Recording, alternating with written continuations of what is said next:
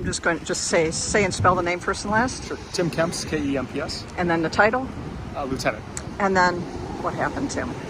So yesterday we were contacted by a FBI task force member who told us that they were obtaining a search warrant through Washington County Circuit Court for residents in the village of Slinger in reference to a child exploitation case.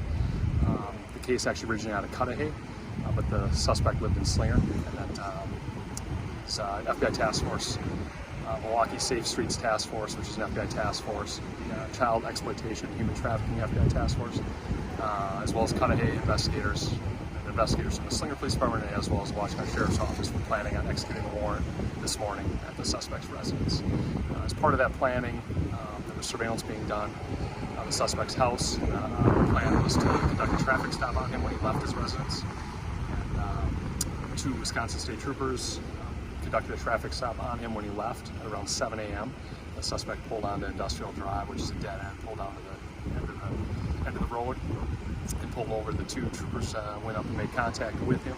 As they were approaching, they observed that he had pulled a handgun out of his waistband, and they started giving commands. One of the troopers fired their firearm one round into the car.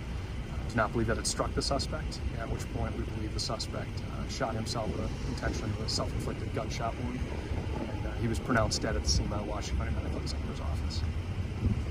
The whole child trafficking, were there any children found? So this case stems actually from several years ago, but just recently came to light that the Cudahy Police Department had been investigating.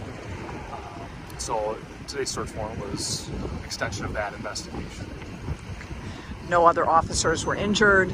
No, thankfully the two troopers quickly identified the threat, reacted, and thankfully they're both physically doing okay. Nobody else was injured? Nope, no one else was injured. And then FBI involved, State Patrol? Yep, yeah, so it's the FBI Human Trafficking and Child Exploitation Task Force, which is officers from multiple agencies.